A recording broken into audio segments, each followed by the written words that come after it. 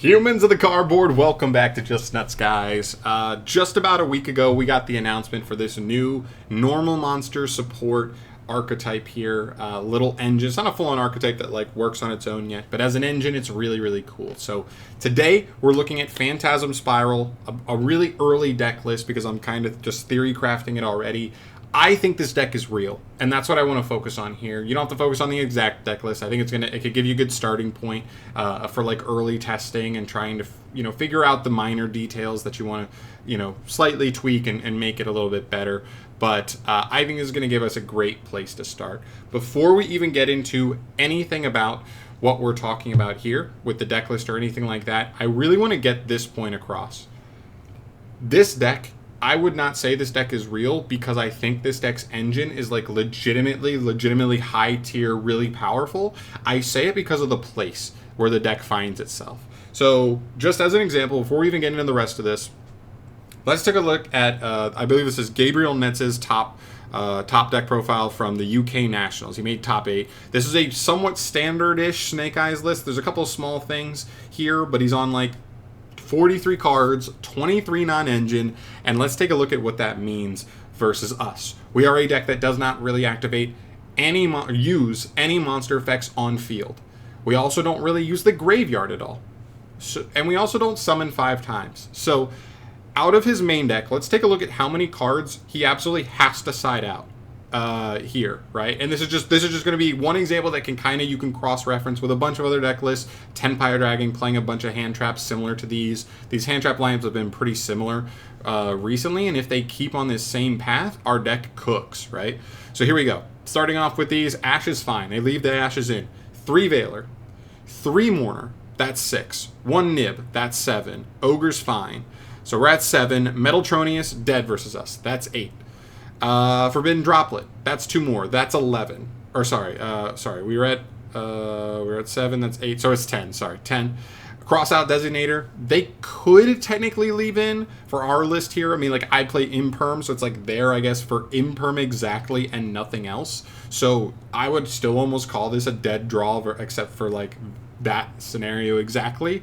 But you're talking about their 3 of versus our 3 of, so it's like, what are the odds we both draw them anyway? If they draw it and we don't, this card's dead. If we draw it and they don't, then obviously this card isn't doing anything for them anyway.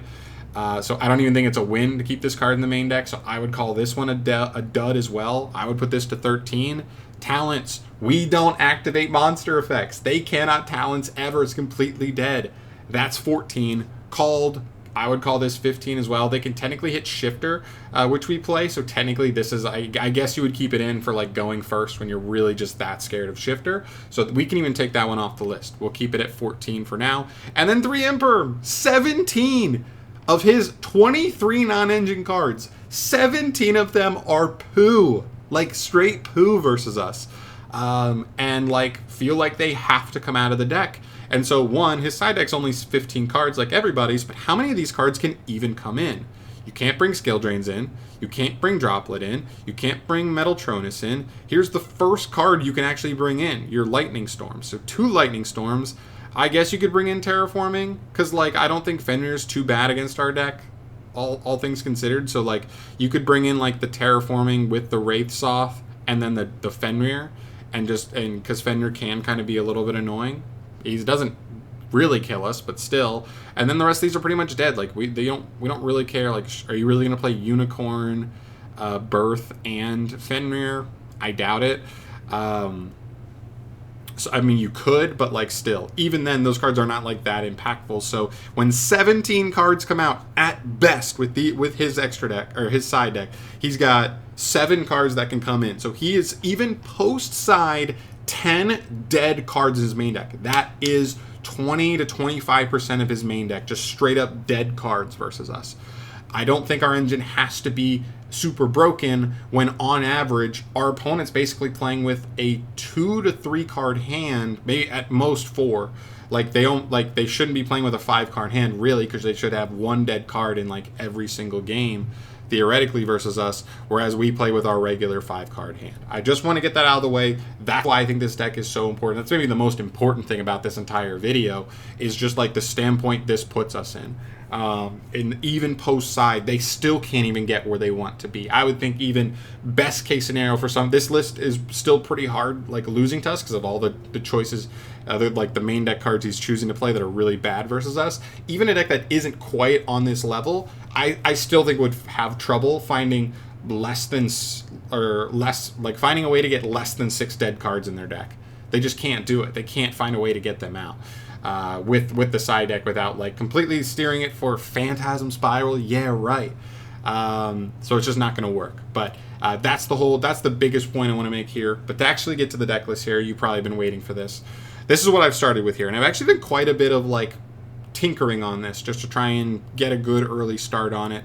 Let's start with the main deck here. Right now I'm on 2 copies of Megalo Smasher X and 1 copy of Spiral Serpent. The reason I'm choosing to play these basically entirely comes down to these 2 floodgates right here. I have the 1 Tikaboo and the 1 Gozen in here right now. If we get to the point, and this is like, right now you could even argue Gozen's not that good in the format anyway. Tikaboo's still pretty decent, but like Gozen's not that good. If we decide Rivalry's just that much better, we could just play all worms, right? The token you get off of Pacifist is worm, and then you could just play the other 2000 worm that exists, and then the actual Phantasm Spiral Serpent is a worm. So depending on what you do with those like type and attribute locking floodgates, which are just one-ofs, but you know, here we're playing 2. You just need to confide to those. Those are just small percentage things you can adjust with like playing the right vanillas to make sure you're not losing like 1 out of every 20 games just to your own floodgates, right? So that stuff matters when you're playing a deck like this that needs to get those wins on the margins. But this is what I'm playing here because they're all water for Gozen, and they're all different type except for the 2 Megalo Smashers. But as you can see, there's actually a little thing in the X deck that makes those cool.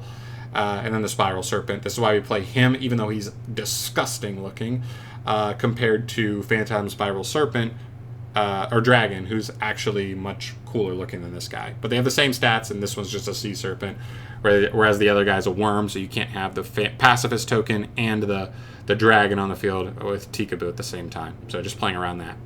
All right, into the Phantasm Spiral engine. This speaks for itself. If you guys know anything about this, you have Pacifist itself.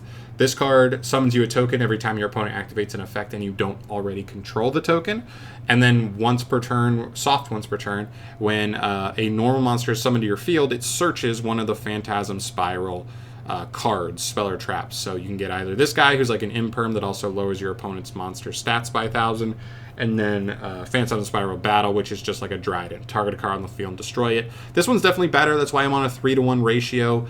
I want to play less of these, but the problem is this card only searches them from deck. So if you do end up in somewhat of a grindy match, you want to have a good enough number of them so that way you don't run dry on them too early in the duel, and then like Pacifist starts doing nothing for you at that point.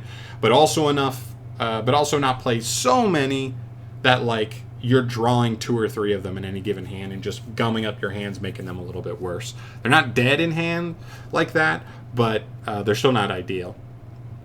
1 terraforming just to help find Pacifist, and 3 copies of Metaverse. Again, gotta find Pacifist. Going first, activating this on the opponent's turn is still not even that bad, because as soon as they activate an effect, get the token, get the search. This card is still just basically searching either a pop or a negate on the opponent's turn and giving you a body. And then this card just rotates resources like crazy. Really, really good. The reason why I've even been messing around with this deck is the new Primordial cards that we mentioned at the beginning of the video. If you want to see me go through all of them, in reactions and whatnot, you can check that video out. But as for these, we're going to kind of just go over them. Imperial Load, this is kind of like the Pacifist for this engine. This is the card that searches you your other cards. It also summons you a token, or a normal monster from hand, deck, or graveyard, which I love. So that way, even when one leaves the field, you can still get it back from grave later on. This card's really, really good. This card does everything you want. It really makes me feel more confident consistency and ceiling-wise, because like drawing Pacifist and Imperial Load together is like the best 2-card combination you can ask for. You're going to go +4 in like 1 turn. You're going to go +6 over the course of the next 3 turns. It's actually really strong. It also even gives you bonus utility that the deck really needed. And even as a solo engine, if you draw just Imperial Load but not Pacifist, that can still get you to a win condition and actually win you duels in that regard, which is actually really cool. So there's that. Next up, you have Tremors. This is another card. This card's like is like Unexpected Die, but just better. It's a quick play.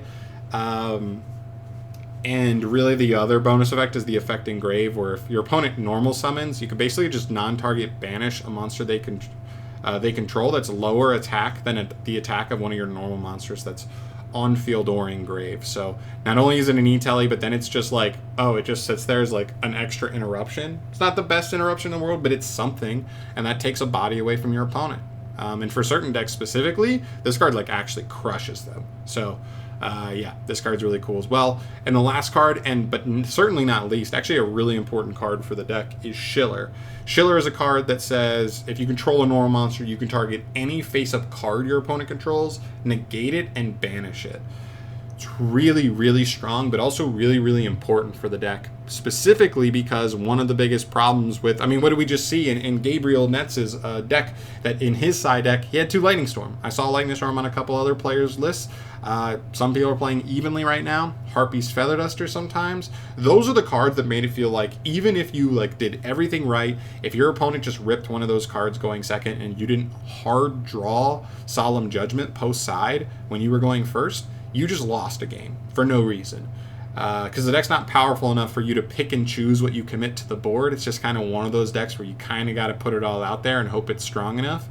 But this card being able to target unevenly a Harpy's Feather Duster, a Lightning Storm, and keep them from completely trading like 6 for 1 or 5 for 1 with you is really, really crucial. So this card's really, really important for that. And now we have, because it's searchable with this, you have 4 copies of this, and then post side you're probably also, you know, swapping in Lightning or Solemn Judgments as well. So you should theoretically have at least 7 cards that can stop any one blowout, and that doesn't even factor in, you know, stuff like Pot of Extrav, hopefully digging for those as well.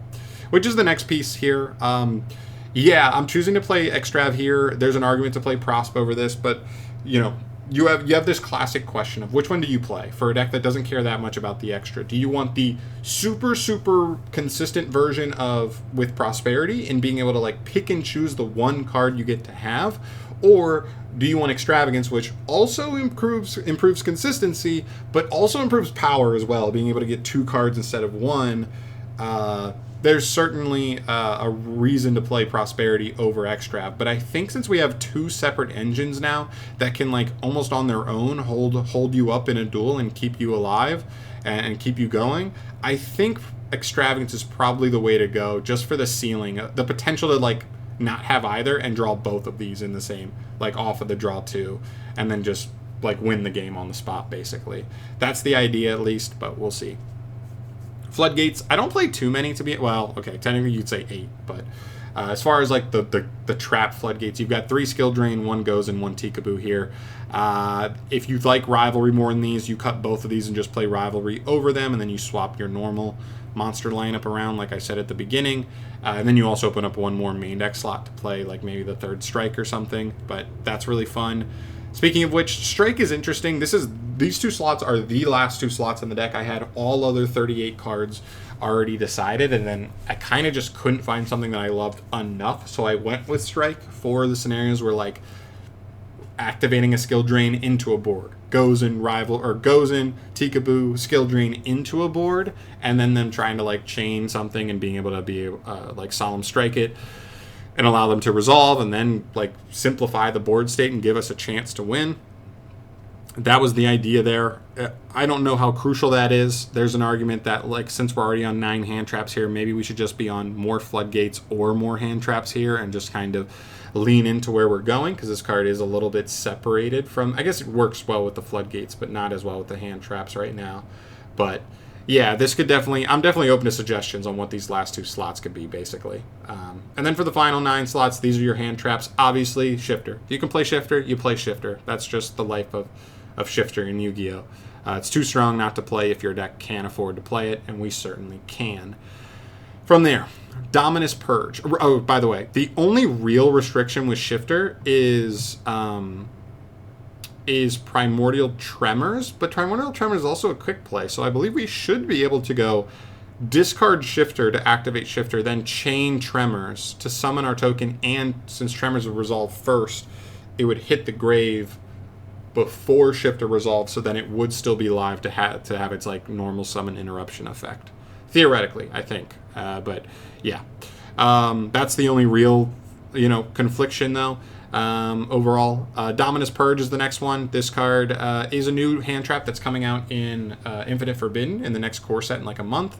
Still cool to see. Interesting card. The reason I like this one is it's a trap, like Imperm, and I still think it covers like a good portion of what Ash Blossom already does, but it, one, doesn't put a fire engrave for decks that play Hita to be able to get an extra fire body on the field, and two, it's not a monster effect. So using Imperm, as long as you're firing Shifter exclusively in, draw and standby phase, then Talents is never live versus you. Theoretically never live. And so that turns off another pretty massively played card in any format, format to format. And then Imperm, obviously, this is actually right now like the best hand trap, but we'll obviously see where that goes. There's a little bit of redundancy with Imperm and like Skill Drain, but for going second options, like these cards could be pretty nice to like limit the ceiling of where your opponent ends up with their boards. So yeah, there's the main deck. Moving on to this extra deck real quick. 2 Link Spiders. These are just to clear a normal monster off the field and also turn them into a extra deck body. That's also an effect monster.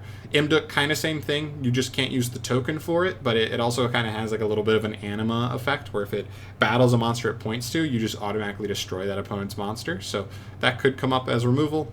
Haggard Lizardos. This is a way for you to just turn 2 bodies into a draw potentially, and he clears himself, which I kind of appreciate too, that he clears himself off the field for sure.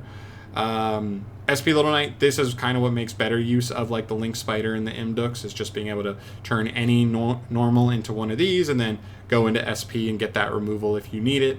Area, our tokens and our normal monsters are all water, and as we see maybe a little bit of an increase in water popularity with ice barrier stuff, with like Frog Engine being able to actually make Toad again because of the ice barrier stuff, Sharks around the corner, Marine Cess, gets low-key support. Like, there's a couple different things where I could see, like, Totally Awesome's actually ending up in Grave a little bit more often for Area to Reborn, which is kind of cool, potentially, but it's not that crucial.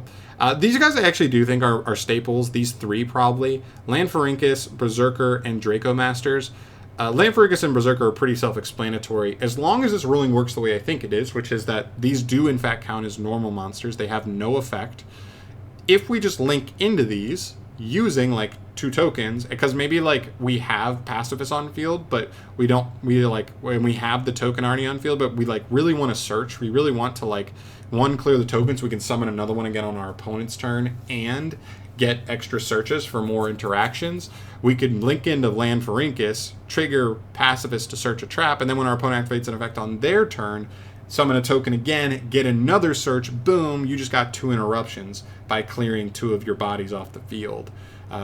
So that's the idea there. He's only 1200 though, so that's why you play Berserker as another vanilla, but he's also 3k, so that's pretty nice. As long as these count as like normal monsters to like trigger Pacifist, I'm cool with it. If not, it's kind of annoying. Draco Masters is probably a card you have to play as well. This card lets you non-target just destroy however many effect monsters your opponent controls up to the number of non-effect monsters you control and in your graveyard, so that could theoretically be up to like 3 or 4 pretty easily in this deck, so that's kind of nice. Even though he's an effect monster, even though he's turning off Pacifist for the turn, that level of removal could actually be pretty clean in specific game states.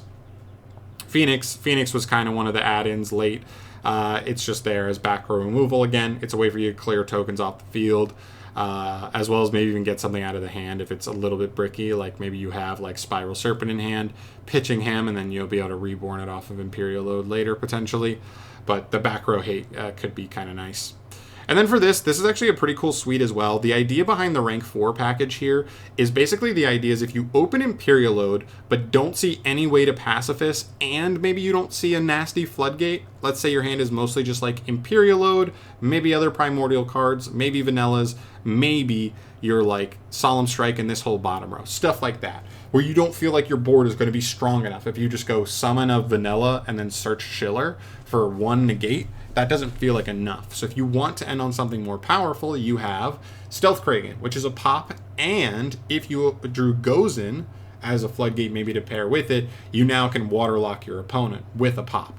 pretty good. Dweller, we know how good Dweller is in the matchups. It's good. It's either like incredible in a matchup or it's like mid.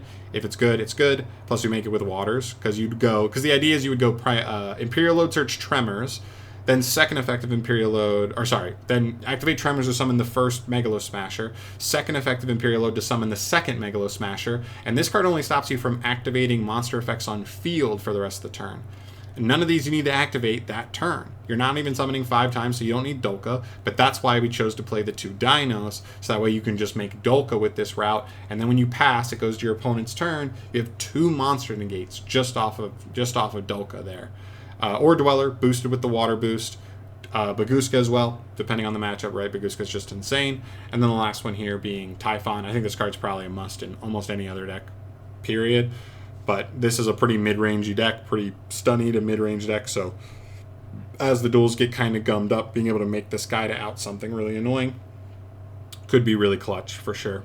But yeah, that's mostly it. There's a couple of other interesting options down here. People used to play Sea Stealth Attack in this deck all the time, but I think like Cosmic's a little more popular, Evenly's popular enough. Realistically, this card's only really saving us from like Lightning Storm and Harpy's Feather Duster, but now we have like a searchable card in Schiller that protects us from those. We're probably siding Solemn Judgment anyway. We have routes that can still protect us from those cards, so I don't think it makes that much sense to lean too much on this card. It's just too fragile. It doesn't do enough anymore. It just doesn't feel like it's strong enough. But yeah, there's the list. Hopefully you guys enjoy. If you guys are a big fan of this deck, I know I went a little bit in depth here. The like little conversation at the beginning though is really like my focal point on why I think this deck can legit top regionals. I think we will see it top regionals if players are willing to like commit to it, and you know, people who love their stun decks kind of want to jump in. Like the Jeff Leonards of the world, this seems right up his alley potentially, but it's cool, and I really think there's a world where this deck actually has a room to like wiggle a little bit in the competitive scene. So I will be definitely building it and doing a more concrete profile when the stuff actually comes out. Also one small thing I didn't throw in there, Schiller. Schiller has a second effect that says if you control a primordial monster, just set this card back from your graveyard. You can use both effects in the same turn even, so even Schillering going second to like remove something, if you just summon a primordial monster, it can just reset itself and then it's live for your opponent's turn. Obviously, we can't do that because I'm not playing any primordial monsters in the main. There's only one primordial monster. I don't even think it's good enough to like really play in the main deck or even in the deck right now in this style of deck. But the one thing I will say is if Konami comes, this is an engine built around normal monsters. If Konami comes out with a primordial normal monster, this stuff actually becomes significantly better, right? Because like you can just off of just Imperial Load summon it using the second effect to summon your own primordial monster. Then you get Schiller. Then when you Schiller, on your next turn, you can just reset it. And then ideally, you're able to just try and just reset Schiller every single turn after turn after turn, which allows this engine to grind even better than it does right now. That's actually like a low-key piece of the puzzle in my eyes right now. So pretty cool stuff.